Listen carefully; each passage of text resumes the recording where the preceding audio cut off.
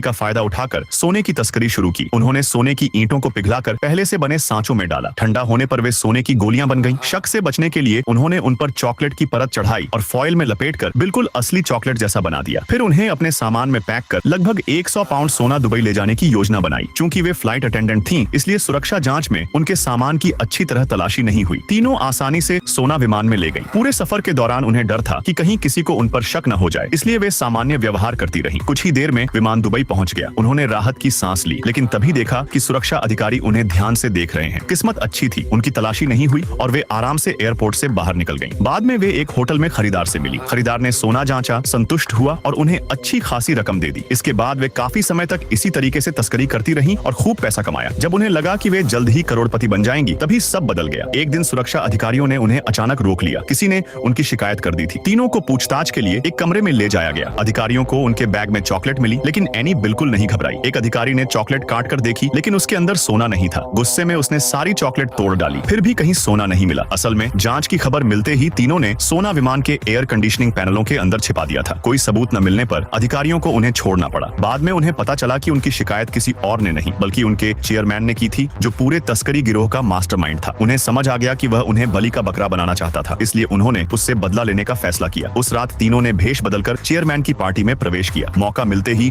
Any ने उसके कमरे की चाबी चुरा ली। इसी दौरान लीसा सर्विलांस रूम में पहुंची और मुख्य सिस्टम में वायरस डाल दिया। देखते ही देखते पूरी इमारत के सीसीटीवी कैमरे बंद हो गए। इसके बाद तीनों चाबी की मदद से चेयरमैन के कमरे में पहुंची। उनका इरादा $300 मिलियन का सोना चुराने का था, लेकिन जब उन्होंने बक्से खोले तो वे खाली निकले। उन्हें समझ आ गया कि चेयरमैन सोना लेकर भागने की तैयारी कर रहा है। उन्होंने अंदाजा लगाया कि सोना उसके प्राइवेट जेट में छिपा होगा। तीनों ने नकली पहचान पत्र बनाकर प्राइवेट जेट में प्रवेश किया। उन्होंने चेयरमैन के पीने के पानी में नींद की दवा मिला दी। पानी पीते ही वह बेहोश हो गया। इसके बाद वे विमान के अंदर पहुंची। वहां कई सूटकेस रखे थे और हर सूटकेस सोने से भरा था। तीनों ने जल्दी से 3 सूटकेस अपने कब्जे में लिए और विमान का अलार्म बजा दिया। जब चेयरमैन को होश आया, तब तक पुलिस वहां पहुंच चुकी थी। सूटकेसों में भरा सोना देखकर पुलिस ने उसे सोने की तस्करी के आरोप में तुरंत गिरफ्तार कर लिया। आखिर में तीनों महिलाएं सफलतापूर्वक करोड़पति बन गईं।